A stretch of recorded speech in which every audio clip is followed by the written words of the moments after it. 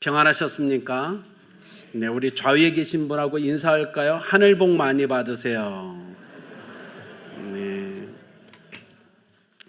여러분 행복하십니까? 행복하세요. 네, 감사합니다. 모든 사람, 이 땅에 태어난 모든 사람 다 행복하기를 원하죠. 근데 어떻게 하면 행복할 수 있을까요? 물론 삶 속에 소소한 행복이 우리의 삶에 찾아오는 걸 우리는 경험했습니다.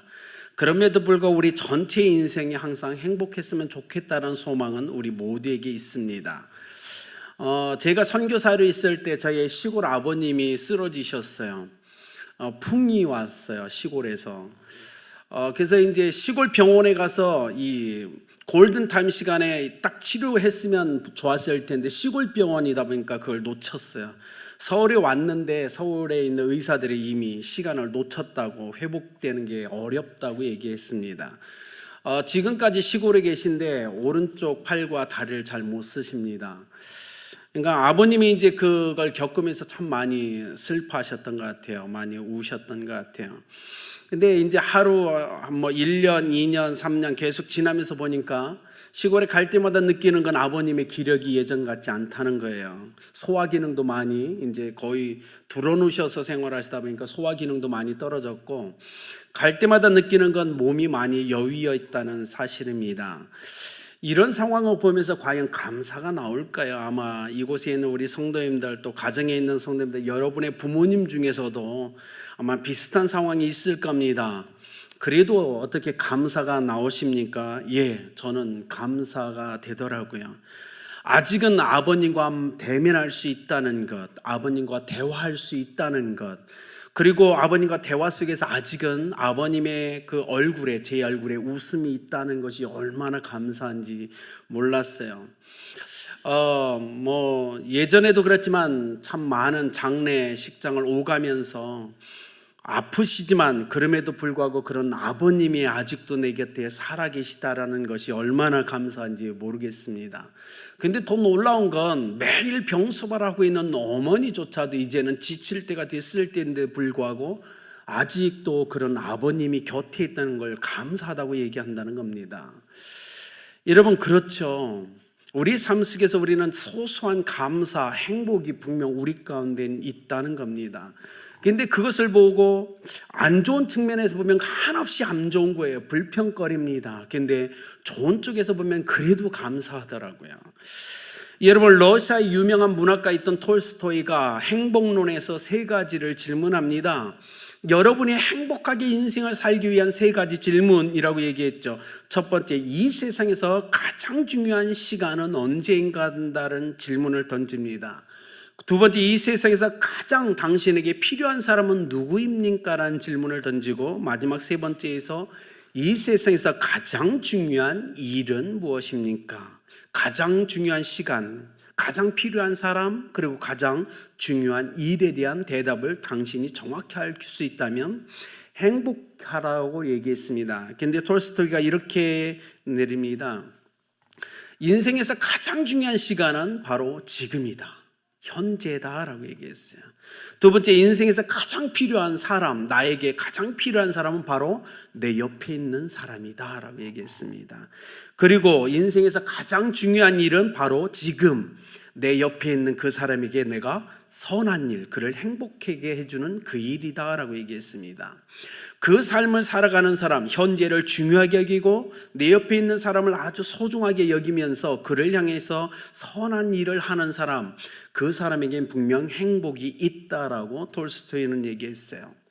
그런데 오늘 성경은 인생을 살아갈 때 행복하게 살아가는 이 삶의 세 가지를 또 우리에게 얘기해 줍니다. 기독교의 3대 강령이라고 하는, 항상 기뻐하라, 쉬지 말고 기도하라, 범사에 감사하라.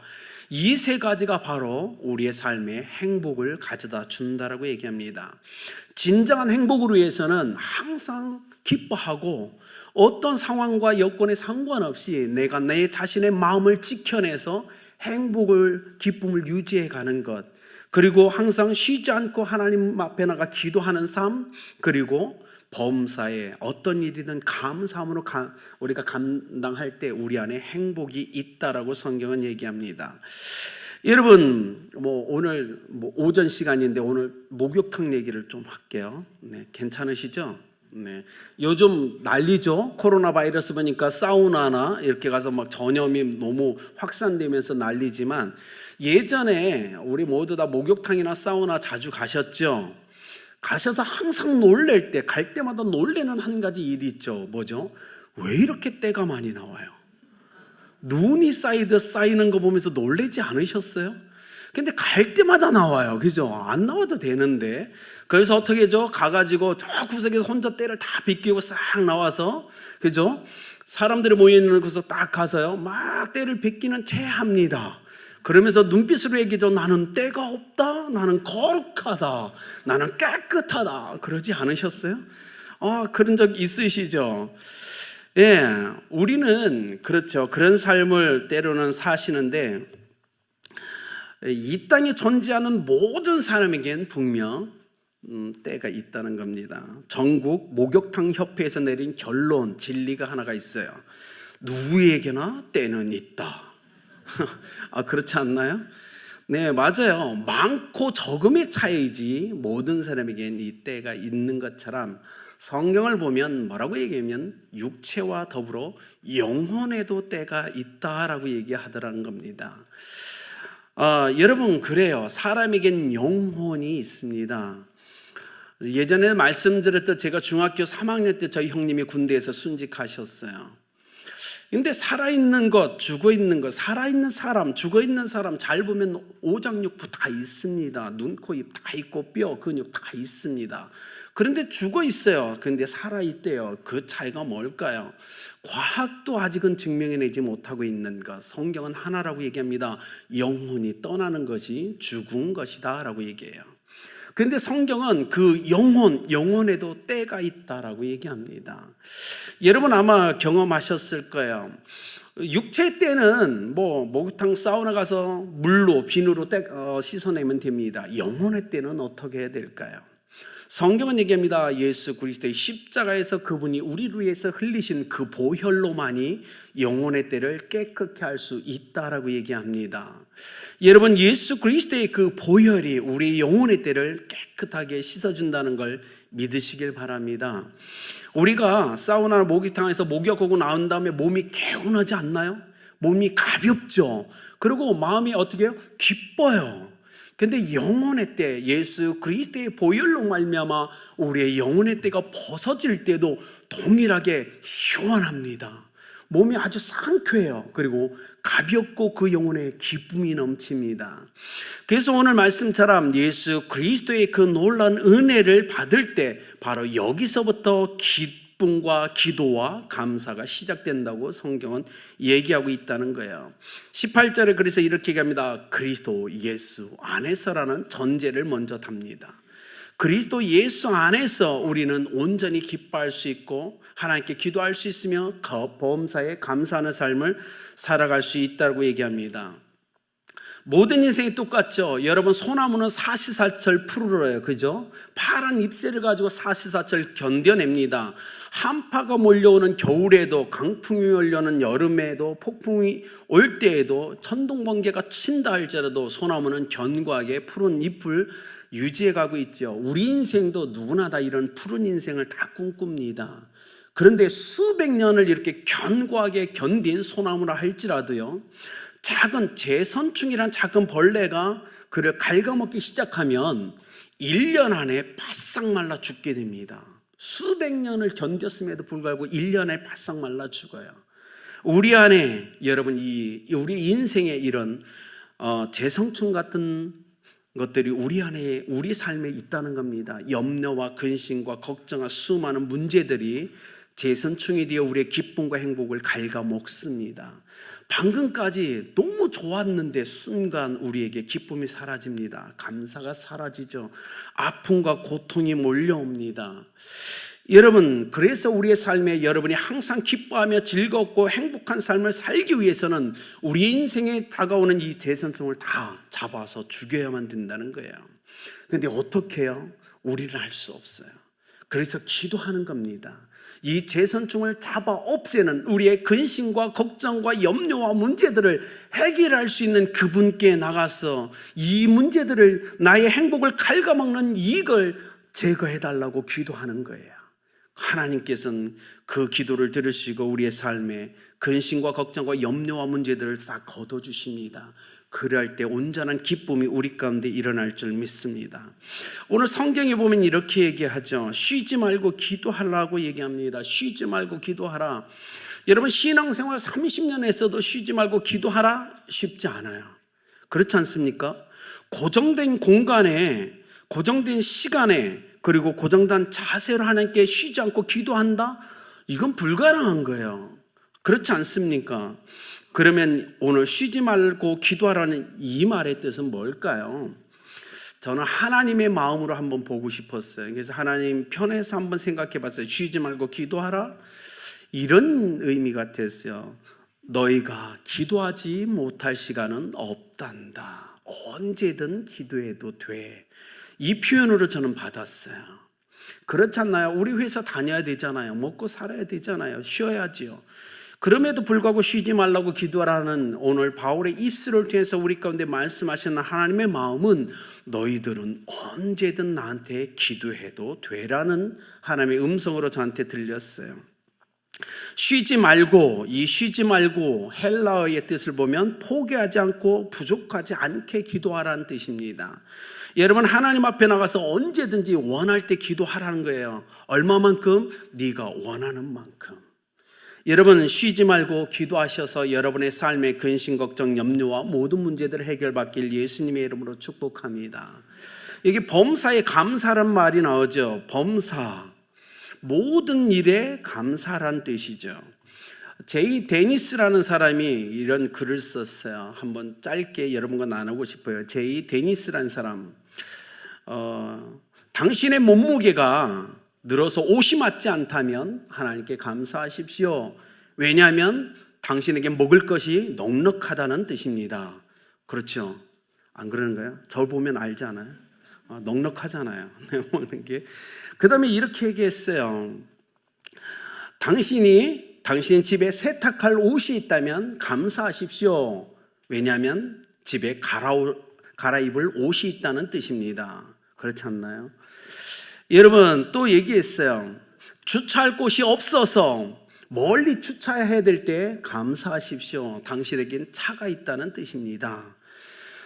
국가나 대통령에 대해 불평하고 있다면 감사하십시오. 왜냐하면 당신 나라에는 언론의 자유가 있다는 뜻입니다. 그리고 또 하나를 얘기했어요. 교회에서 당신 옆에서 찬송가를 부르는 성도가 시끄럽게 불협화음을 내고 있다면 감사하십시오. 당신의 청각이 정상이라는 뜻입니다. 네, 잘 보면 감사할 게 많아요. 그렇지 않나요, 여러분? 네, 오늘 여기 보면 항상 기뻐하라, 쉬지 말고 기도하라, 범사에 감사하라. 이것이 행복한 삶이다라고 얘기합니다. 그런데 하나님의 편에서 보면 하나님이 우리에게 이렇게 얘기하는 거예요. 기뻐해도 돼. 기도해도 돼, 감사해도 돼. 그런데 이걸 좀 더 부사를 넣어가지고 강력하게 얘기합니다. 항상 기뻐해도 돼, 항상 기도해도 돼, 언제든 기도해도 돼. 그리고 모든 일에 감사해도 돼. 왜 이런 말씀하실까요? 왜냐하면 하나님이 우리 곁에 계시기 때문에 그래요. 아버지 되신 하나님이 우리 옆에서 얘기하는 거예요. 우리의 친아버지, 엄마가 우리 옆에서 얘기하듯이 하나님이 우리 옆에서 괜찮아, 기뻐해도 돼, 내가 있잖아. 뭐 문제가 해결 안 된다고 괜찮아, 아빠가 있잖아, 아빠가 해결해 줄게, 이 뜻이에요. 그렇지 않을까요, 여러분? 기뻐해도 돼, 감사해도 돼, 그냥 나한테 얘기해, 내가 있잖아. 왜 아버지 카드를 사용하지 않니? 왜 엄마 카드를 사용하지 않니? 우리가 얘기하는 것처럼 오늘 하나님이 바울사도 입술을 통해서 우리에게 얘기합니다. 항상 기뻐해도 된단다. 왜? 내가 있잖아. 하나님이 여러분과 함께 하심을 믿으시길 바랍니다. 그렇다면 기뻐하십시오. 기뻐해도 됩니다. 여러분, 하나님이 여러분과 함께 하심을 믿으신다면 감사해도 됩니다. 상황과 조건과 여건이, 내가 하는 사업이, 직장이, 가정이 힘듭니까? 한번 하나님을 믿어보십시오. 하나님 감사해도 되라고 얘기하신 하나님을 한번 믿어보세요. 하나님이 역사하실 겁니다. 맞잖아. 내가 너 감사해도 된다고 얘기했잖아. 내가 있잖아. 내가 다 해줄게. 오늘 이 세 가지, 항상 기뻐하라, 쉬지 말고 기도하라, 범사에 감사하다라는 그 뜻은 바로 하나님이 바로 내가 너와 함께하니 너는 감사해도 돼, 기도해도 돼, 감사해도 된다고 우리에게 얘기하는 걸 믿으시길 바랍니다. 그러면 오늘 힘든 우리 성도님들 하나님께 다 맡겨보시고요. 어려움이 있지만 슬픔이 없지만 한번 기뻐해 보십시오.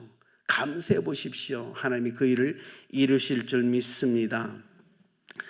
자, 이제 결론을 맺을까 합니다. 여러분, 목욕탕에 들어갈 때, 사우나에 들어갈 때, 옷을 갈아입을 때 걸려있는 글귀가 하나 있어요. 그죠? 뭐라고 써 있죠? 맡기지 않는 물건은 책임지지 않습니다. 그렇죠? 안 보셨어요? 한 번도? 그런 표정인데 가면 맡기지 않는 물건은 책임지지 않습니다라는 게 딱 있어요. 그게 무슨 뜻이에요? 맡긴 물건에 대해서는 내가 책임집니다라는 뜻 아닐까요? 그렇죠? 맡기면 책임져 주지만 맡기지 않으면 책임지지 않습니다라는 거예요. 여러분의 인생을 하나님께 한번 맡겨보시길 바랍니다. 하나님이 어떻게 책임지는지 경험하시길 예수님의 이름으로 축복합니다. 여러분의 생명, 여러분의 삶의 문제, 근심, 걱정 하나님께 맡겨보시길 바랍니다. 하나님이 어떻게 책임지시는지 한번 경험해 보셔야 되지 않겠습니까? 하나님은 살아계십니다. 그래서 오늘 그 얘기하는 거예요. 나는 살아있다라고 얘기하시면서 기뻐해도 돼, 기도해도 돼, 감사해도 돼. 왜? 나한테 다 맡겨봐. 내가 어떻게 하는지 이 말씀을 계속하고 있는 거야. 오늘 VIP로 이곳에 오신 여러분도 예수 그리스도의 이름으로 축복합니다. 근심, 걱정, 염려가 있으신가요? 한번 예수님을 만나보십시오. 하나님께 여러분의 인생을 한번 맡겨보십시오. 그리고 하나님이 어떻게 여러분의 인생을 기쁘게 인도해 가시는지, 감사하게 인도해 가시는지를 경험하시길 예수 그리스도의 이름으로 축복합니다. 인생은 우리 뜻대로 되지 않을 때가 너무나 많아요. 그렇지 않나요? 우리가 운다고 그 문제가 해결됩니까? 안 되잖아요. 짜증낸다고 문제가 해결되던가요? 아니요. 다른 사람 앞에 운다고 해결되던가요? 아니에요. 우리는 이미 그걸 다 경험했어요. 그러니 하나님이 얘기합니다. 운다고 짜증난다고 문제가 해결되지 않으니 그리스도 안에서 그냥 기쁨으로 문제를 해결해 가는 게 어떠니? 라고 얘기하는 거예요. 여러분, 그러기 위해서는 오늘 너무 죄송하지만 성경은 얘기합니다. 그리스도 예수 안에서라는 전제를 달고 있다는 사실이에요. 그렇기 때문에 여러분의 삶을, 인생을, 여러분의 삶의 문제를, 가정을 하나님께 맡기시길 예수 그리스도의 이름으로 축복합니다. 그리고 경험합시다. 하나님이 살아계시다면 책임지시겠죠. 맡겼으니. 안 그렇습니까? 그렇게 기쁨과 즐거움과 감사로 인생을 살아가시길 예수 그리스도의 이름으로 축복합니다.